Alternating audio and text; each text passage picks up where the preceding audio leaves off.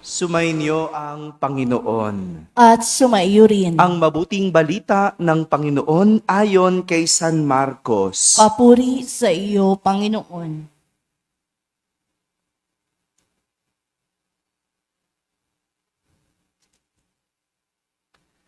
Sa lungsod ng Kapernaum, sa araw ng pamamahinga, si Jesus ay pumasok sa sinagoga at nagturo. Namangha ang mga tao sapagkat nagturo siya sa kanila na parang isang may kapangyarihan at hindi tulad ng mga eskriba. Bigla namang pumasok sa sinagoga ang isang lalaking inaalihan ng masamang espiritu at sumigaw, "Ano ang pakialam mo sa amin, Jesus na taga Nazaret? Naparito ka ba upang puksain kami? Kilala kita, ikaw ang banal mula sa Diyos."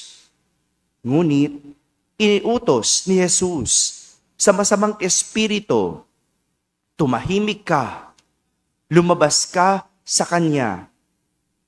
Pinapangisay ng masamang espiritu ang tao at sumisigaw na lumabas.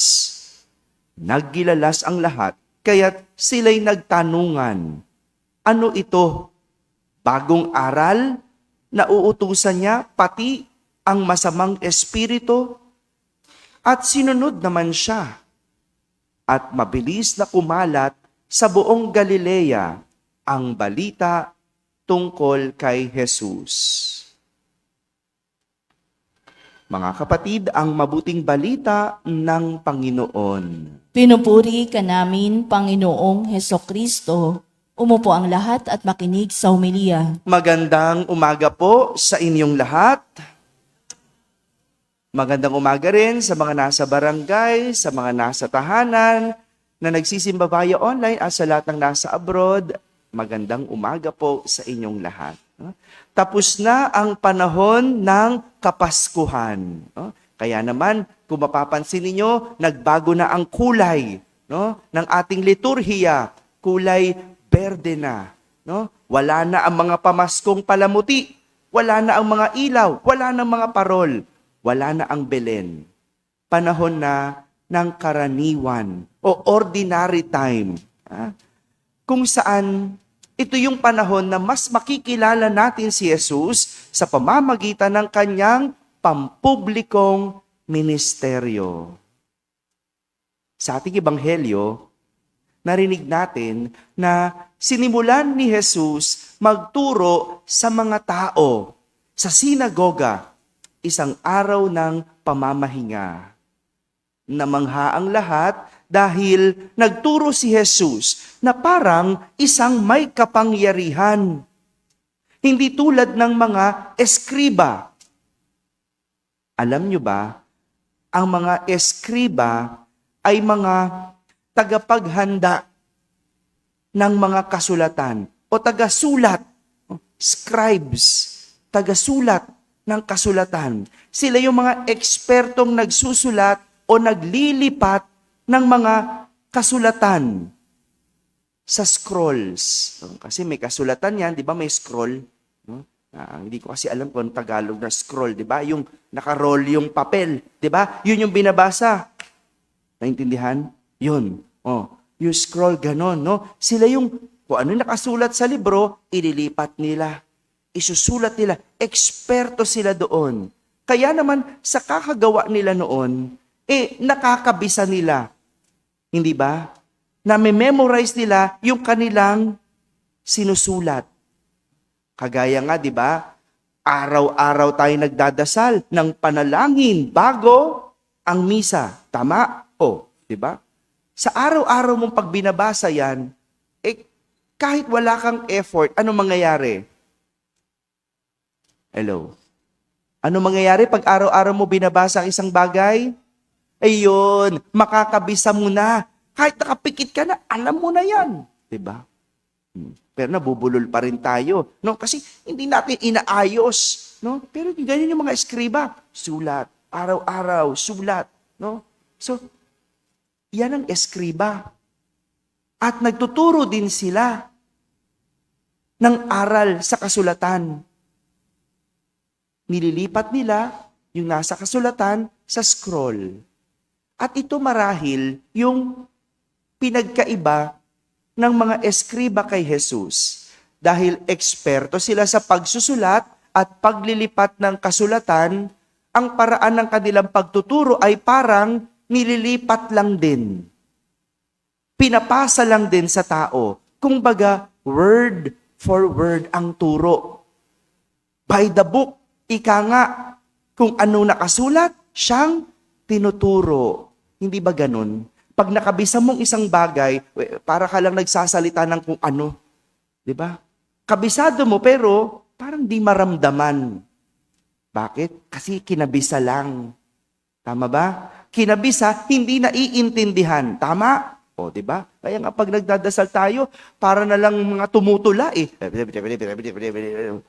Di ba? Kasi kinabisa. Kaya pag sinalita, parang hindi mo maramdaman. Pero si Jesus, iba. Ang kapangyarihan ng kanyang pagtuturo ay hindi lang naririnig sa salita o sa kanyang sinasabi, kundi nakikita sa kanyang gawa at isinasabuhay. Yun ang pinagkaiba. Sadya naman kapag nasa eskwelahan tayo, di ba? Ang mga teorya, natututunan natin, di ba? Tinuturo ng mga teacher. Pero hindi nangangahulugan tayo ay natuto. Dahil ang tunay na sukatan ng aral ay kapag ito ay naisa sa buhay. Merong iba ang galing sa exam. Perfect. Walang mali kasi kinabisa. Pero pag pinagawa na, hindi maisabuhay. Kaya nga 'di ba sa eskwelahan meron tayong tinatawag na practicum. Alam niyo ba 'yon? Ha? Yung OJT, tama? On the job training, 'di ba? Kaya ganoon eh. Bakit? Kasi tinitignan kung yung bang napag-aralan mo, yung bang nabasa mo sa libro o sa classroom, magagamit mo sa totoong buhay. Hindi ibig sabihin nakapasa ka ng nursing. Syempre, kinabisa mo yan eh. 'Di ba? Kaya mo maging nurse. Magaling kang nurse. O maaring marami kang alam, pero titingnan, kaya mo ba mag-alaga? Perfect mo nga. Number 1 ka nga sa board exam, pero wala kang puso mag-alaga. 'Di ba? Yung magtayo ng isang may sakit, kung itayo mo, nasaktan na, napilay na. Kasi ang alam mo lang, by the book. At ito yung nais ipakita ng ating ebanghelyo. Ang aral ay magkakaroon ng kapangyarihan kapag ito ay nakikitang isinasabuhay. Hindi pwedeng simba lang ng simba. Hindi pwedeng serve lang ng serve, tapos tulala, walang natutunan. Dapat, pag uwi, may baong aral. Napakinggan ang homily, pagninilayan, titignan, ano pa kayang pwedeng baguhin? Ano kayang pwede kong isabuhay? Hindi lang pwedeng basta-basta lang magsaway ng anak.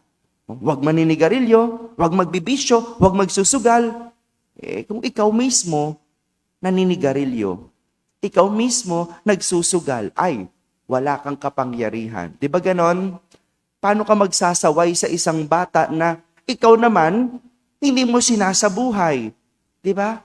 Paano ka hihingi ng turo sa isang taong hindi mo makita sa buhay? Kung ikaw ba ay magsisimulang magnegosyo, kanino ka magpapaturo? Siyempre, doon sa may negosyo, doon sa may karanasan. Hindi ka naman magpapaturo sa isang tambay. Di ba? Ganon din sa pagiging ina. Kung ikaw ay bagong ina, kapapanganak mo lang, sino ang iyong hihinga ng tulong?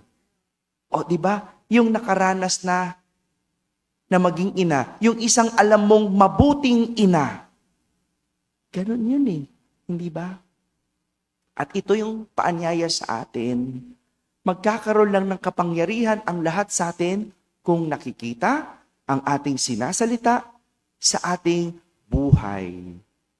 Gaya ni Jesus, ang kapangyarihan ng kanyang aral ay hindi lang nakikita, hindi lang naririnig, kundi nararamdaman ng mga tao na kanyang isinasabuhay. Kaya matuto at mag-aral kay Jesus. Amen? Amen.